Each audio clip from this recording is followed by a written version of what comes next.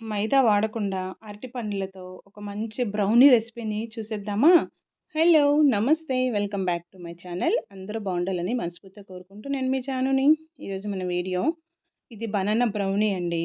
బనానాలతో brownie కూడా చేస్తారా అని అనుకుంటున్నారు కదా!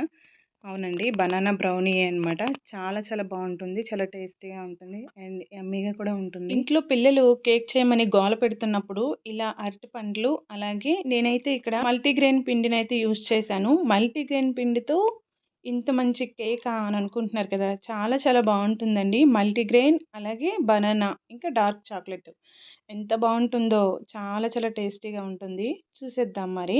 పిల్లలు అడిగేటప్పుడు ఇలా కేక్ చేసి పెట్టండి. చాలా ఇష్టంగా తింటారు అండ్ హెల్తీ కూడాను. ముందుగా అయితే ఒక బౌల్ తీసుకోండి. ఆ బౌల్ పైన ఇలా ఒక జల్లెడ పెట్టుకోండి. తర్వాత 2 కప్పుల వరకు నేను మల్టీగ్రెయిన్ పిండినైతే వేసుకున్నాను. ఇదే ప్లేస్‌లో మీరు మైదా వాడుకోవచ్చు. అది మీ ఇష్టం అనమాట. అలాగే గోధుమ పిండి కూడా వాడుకోవచ్చు. 2 కప్పుల మల్టీగ్రెయిన్ పిండికి నేనిక్కడ 2 టీ స్పూన్ల వరకు బేకింగ్ పౌడర్‌ని వేసుకున్నాను. అలాగే 1 టీ స్పూను బేకింగ్ సోడా వేసుకున్నాను. 2 స్పూన్లు బేకింగ్ పౌడర్, అలాగే 1 స్పూన్ బేకింగ్ సోడా వేసుకున్నాను. ఇలా వేసుకున్న తర్వాత మీరు పించ్ ఆఫ్ సాల్ట్ కూడా వేసుకోవచ్చు ఇక్కడే. ఆ తర్వాత దాన్నింకా మంచిగా మిక్స్ చేసేయండి. ఇవన్నీ కలిసిపోయేటట్లు బాగా కలిపేసి పక్కన పెట్టుకోండి. ఇప్పుడైతే బనానాలు తీసుకున్నాను. చూడండి, బాగా పండిపోయిన బనానాలైతే మనకి మంచి టేస్ట్ వస్తుందండి. చాలామంది ఇంట్లో పండిపోయిన బనానాలుంటే అవి పడేస్తుంటారు కదా! అలా కాకుండా ఇలా మనం ఏదైనా రెసిపీ చేసుకుంటే గనక వాటిని వేస్ట్ చేయకుండా ఉంటాము. అలాగే మనం హెల్తీ ఫుడ్ తిన్నట్లు కూడా ఉంటాం కదా!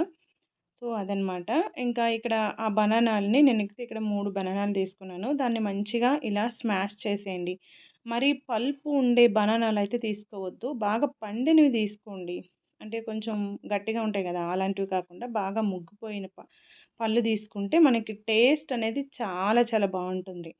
ఓకే. ఇక్కడ బనానాలన్నీ గూడా మంచిగా స్మాష్ చేసుకోవాలి. స్మాష్ చేసుకున్న తర్వాత ఇదిగోండి నేనిక్కడ చూపిస్తున్నాను గదా! 2 కప్పులు పిండి వేసుకున్నాం కదా! అలాగే 1 కప్ వరకు షుగర్‌ని వేసుకోండి. ఈ ప్లేస్‌లో మీరు బెల్లాన్ని గూడా తీసుకోవచ్చు. నేనైతే ఇక్కడ షుగర్ వేసుకున్నాను. ఈ షుగర్ పౌడరు కొంచెం తగ్గించాననమాట నేనింకా.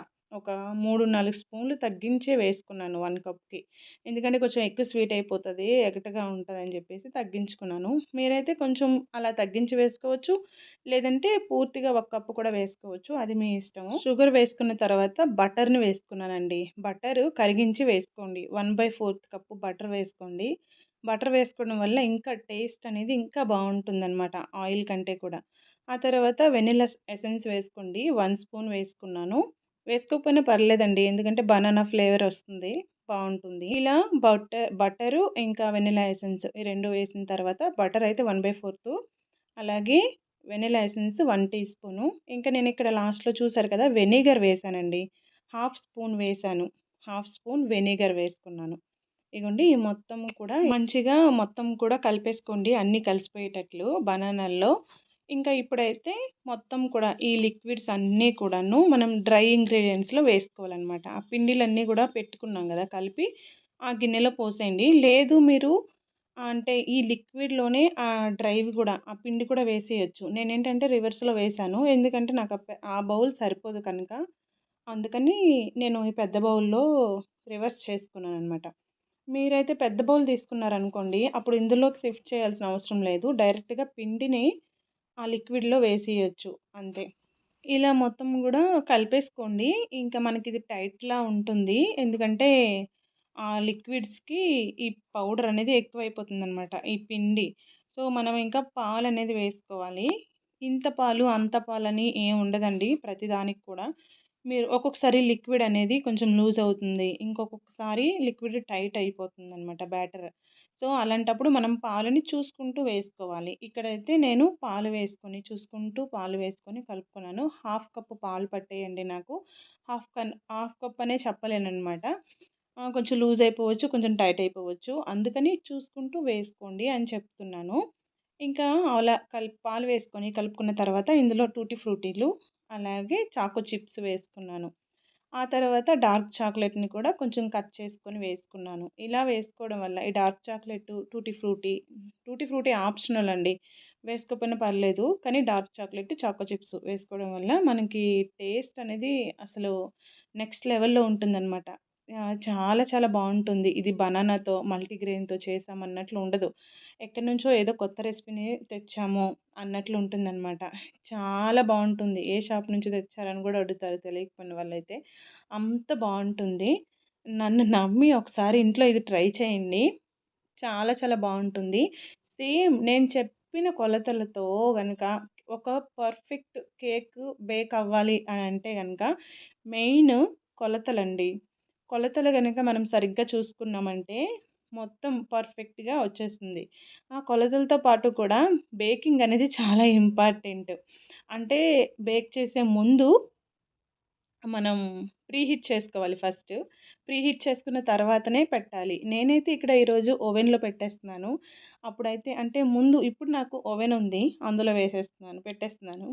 ముందైతే గనక స్టవ్ పైన పెట్టేదాన్ని. మొత్తం ఎన్ని సంవత్సరాలు నేను స్టవ్ పైన బేక్ చేశాను, అమ్మాను కూడాను.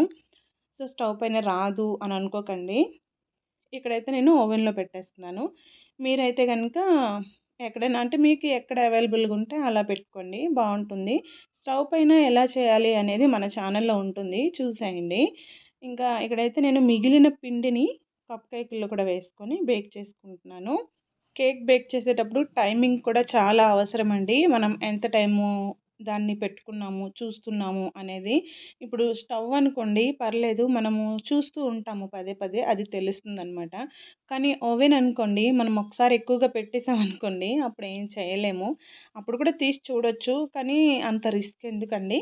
సో, మనం ఫస్ట్ తక్కువగా పెట్టుకోవాలి. అంటే మీ ఓవెన్ ఎంతుంటుందో మీ ఓవెన్‌ని బట్టి మీరు చేసుకోండి. ఎంత పెట్టుకోవాలి ఏంటి అనేది. నేనైతే ఇక్కడ 30 మినిట్స్ పట్టిందండి నాకు వితౌట్ ఎగ్ అండ్ ఫ్లోరు అంటే పల్చగా ఉంది కదా! ఇది బ్రౌనీ లాగా, స్లాబ్ లాగా. సో, ఎత్తు లేదు. కేక్ టిన్ గూడా పెద్దది కాదు కదా! అందుకని తొందరగా అయిపోయిందనమాట ఇది. 35 మినిట్స్‌లో ఇది బేక్ అయిపోయింది. ఈ బనానా కేక్ బ్రౌనీ కంటే కూడా తక్కువ టేస్ట్ అయితే లేదండి.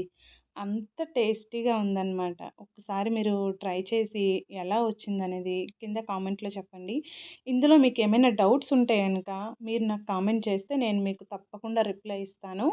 అలాగే ఇంతవరకు చూసారంటే మీకేదో ఒకటి నచ్చే ఉంటుంది కదా! ప్లీజ్ లైక్ చేయండి. ఏం నచ్చిందనేది కామెంట్ చేయండి. అలాగే మన ఛానల్‌ని ఎవరైనా సబ్స్క్రైబ్ చేసుకోకపోతే ప్లీజ్ అండి సబ్స్క్రైబ్ చేసుకొని నన్ను సపోర్ట్ చేస్తారని కోరుకుంటున్నాను. ఈ 2026లో అయినా సరే మన ఛానల్ ఇంకొంచెం గ్రో అప్ అవ్వాలి. నేను దానికోసమే ట్రై చేస్తున్నాను. నేనైతే ఇన్ని రోజులు కూడా అంటే ఎప్పుడో ఒకప్పుడు పెట్టేదాన్ని వీడియోస్. ఇప్పుడైతే రెగ్యులర్‌గా పెట్టాలనేది నేను ఫిక్స్ అయిపోయాననమాట. మీ అందరికీ కూడా మంచి మంచి రెసిపీస్‌తో మీ ముందుకొస్తూనే ఉంటాను. బేకింగ్ టిప్స్, బిజినెస్ టిప్స్ కూడా నేను చెప్తున్నాను. వీటిని మనం బిజినెస్‌గా చేసుకొని అమ్ముకునే వాళ్ళు చాలామందున్నారు. అండ్ నేను కూడా అదే చేస్తున్నాను. నేను ఎర్న్ చేసుకుంటున్నాను మనీని. అది నాకు చాలా హ్యాపీగా ఉంది. అండ్ అలాగే చాలామంది ఉంటారు కదా! మన ఇంట్లోనే ఉండి మనము ఏం చేయలేకపోతున్నాము. మన హస్బెండ్‌కి హెల్ప్ చేయలేకపోతున్నాము. ఆయన ఒక్కరు తెచ్చిందే సరిపోవట్లేదు. ఉంటాయండి చాలామందికి ఇలాగే ఉంటుంది. సో, మన చెయ్యి గూడా అతని చెయ్యికి తోడైందనుకోండి, అది ఇంకా బావుంటుందనమాట. ఓకే అండి.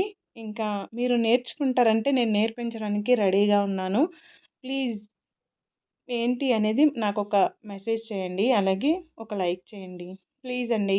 ఓకే. ఇక్కడ కేక్‌ని చూసారు కదా! ఎంత స్మూత్‌గా కట్ చేస్తుంటే అంత ఫ్లఫీనెస్‌గా అంటే కట్ చేస్తుంటే అంత స్మూత్‌గా కట్ అయిపోయింది. చూస్తున్నారు కదా! అది. చాలా చాలా బావుంది. బైట్స్ అయితే అద్దరిపోయాయన్నమాట. అంత టేస్టీగా ఉంది.